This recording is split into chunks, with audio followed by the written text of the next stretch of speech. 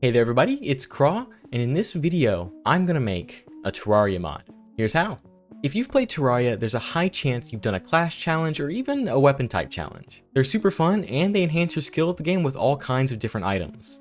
They also let you experiment out of your comfort zone and really enhance the fun factor and replayability of the game. Now imagine you start up a new Flails only playthrough, and you realize as you were starting that, oh wait, these challenges get pretty tough. And sometimes you need to attempt a boss, maybe upwards of 10 times just to even try and beat it. But Terraria is built around crafting and grinding to get those bosses completed and get all the items you need. But then you ran out of potions mid-fight, and damn, that was your last mechanical worm, and now you have to grind to make more? And man, do you ever wish Terraria had a spawning item so you didn't have to wait? Well, I've made a small mod that makes it so the tiny annoying aspects of the game are no more. You still have to grind for those all-important weapons and accessories, but I'd like to introduce you to craws, tweaks, and trinkets. As any good development process starts, I make a small basic Trello board to document what I want to get done, and I go ahead and create little areas for NPC to-do list and the items I want to get done. So we're gonna go ahead and start with NPCs. Up first, the knight.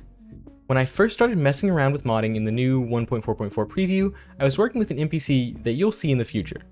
But I quickly had the thought of, wait, boss summons.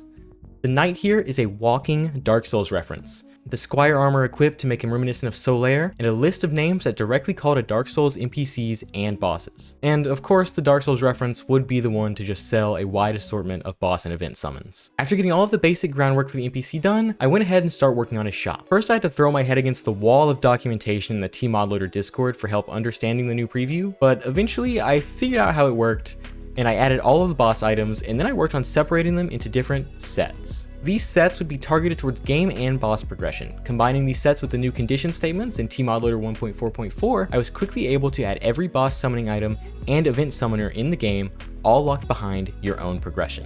When you start up the game, the knight will not be able to spawn. So first you have to get your HP to be greater than or equal to 200, which enables his ability to spawn when a house is available.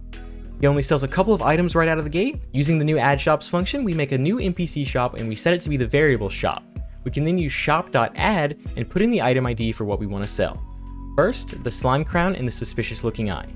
Two technically optional bosses, but the eye is very important for a lot of people's game progression. The shield is just way too good of an item that a lot of people bring all the way to the end game. Once you continue to play the game and eventually find your way into the Crimson or the Corruption, you can head down into their caverns and bust open one of the hearts or orbs. The act of smashing these orbs unlocks the next set of boss summons. Adding on the new condition statements, we can set it so that if you have smashed a heart or an orb, and you are in a Crimson, you can get the Bloody Spine. But if you are in the Corruption, you get the Worm Food. Now these are very important. In Expert Mode, they supply you with two really nice accessories. I didn't lock them behind any previous bosses because those are not really required, but I've also thrown in the Abomination to this set of items, with the only condition for that being that you need the Witch Doctor to be present, meaning you still have to naturally find a beehive and take down the Queen Bee before you're able to farm her. The last set of pre-hard mode bosses is the dolls. The Clothier and the Guide Voodoo dolls, as well as the Deer Thing. All three are unlocked after defeating Skeletron for the first time. But that isn't all for pre-hard mode, we also have a few event summoners. The Goblin Battle Standards unlocked after defeating either the Eater of Worlds or the Brain of Cthulhu, and the Bloody Tear after defeating the Eye of Cthulhu while the knight is in a graveyard biome. And we added a few special handmade summoners that we'll come back to later in the video. Once in hard mode, we unlock the Gelatin Crystal and the Truffle Worm. Two summons that can be obtained right at the start of the game, but the Truffle Worm definitely is not cheap, costing a whopping 50 gold per worm, so you better get used to Duke Fishron or you're shelling out a whole lot of money. After any of the mech bosses have been defeated, you can unlock the ability to purchase all three summons to finish off the set, forcing you to at least grind for a single summon or wait for that natural spawn. Moving on, after Terraria is defeated, we unlock the Lizard Power Cells and the Prismatic Lacewing. And finally, after you've defeated every pillar at least once, you can purchase the Celestial Sigils, meaning you have to go through the entire pillar phase at least one full time before being able to farm Moonlord freely. But you may be saying there's still more events, and you're right. At the start of hard mode, we give him the Snow Globe while in a snow biome and the Pirate Map while in the beach. The Solar Tablet is unlocked after taking down Plantera, as this is the point in game progression you can naturally get it from the temple, as well as unlocking the two moon spawners, the Pumpkin Medallion and the Naughty Present. And now, I have a fully finished NPC, with prices implemented, chats, names, etc. So, I can easily hop onto our next NPC, the Fly. This guy's the NPC I was testing with before starting the video. To make my life a little easier, I went ahead and copied and pasted over the Knight NPC code, changing all the important information I needed to match the Fly, including the name selection, which this time around are all references to the 1986 movie the fly. Now this guy's a potion vendor, a mad scientist whose concoctions have turned him into a nasty man fly. But for us, he's just giving us useful buffs. We start off the game with only some minorly useful things for exploration, mining, and building. When we take down the Eye of Cthulhu, we get the pretty useful swiftness potion.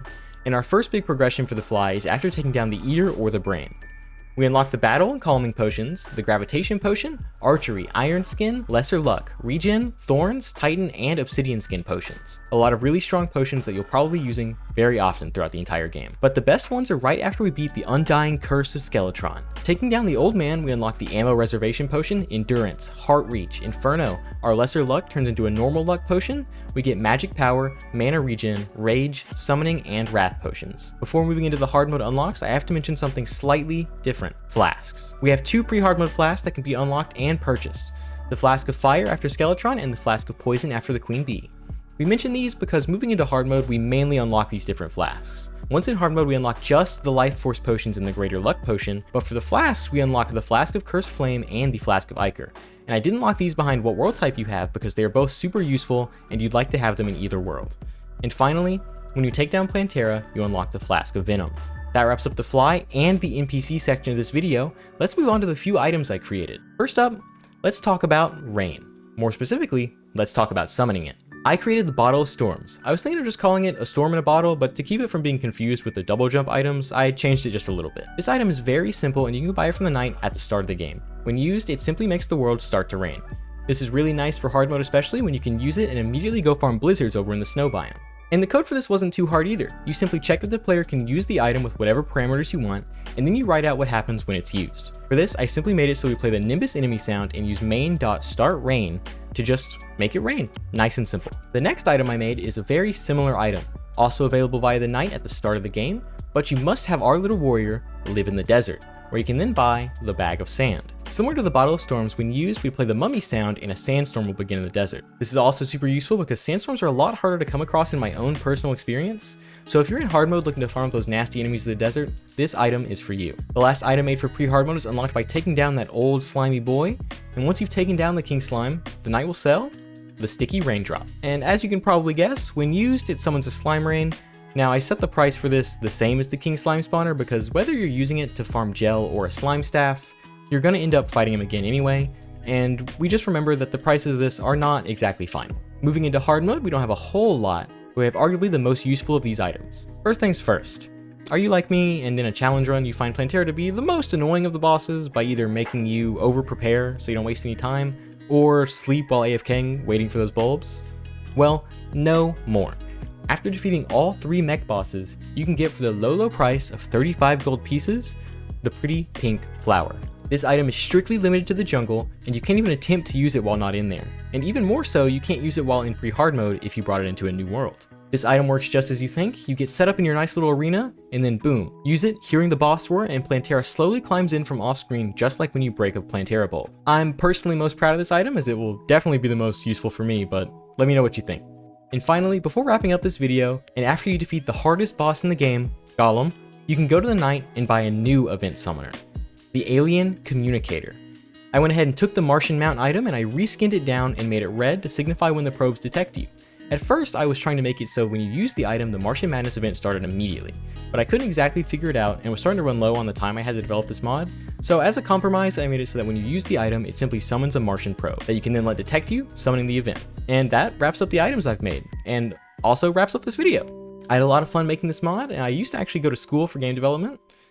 Did not finish, but I did go for quite a while. I still love development, and I wish I had gone to an in-person school to learn just a little bit more. The mod was very fun to make though, and I hope to keep updating it and implementing it with your guys' help and feedback. I'm going to upload this early version of the mod to the Steam Workshop and link it for you guys in the description. Please feel free to test it, use the comment section on this video or on the Steam Workshop page to give any feedback and even requests. I do plan to keep implementing way more items, NPCs, and just general quality of life stuff, so more people can start playing on the 1.4.4 preview like myself. Thank you guys so much for watching this video. I had a real blast making it, and I hope you enjoyed. Love you guys. Bye.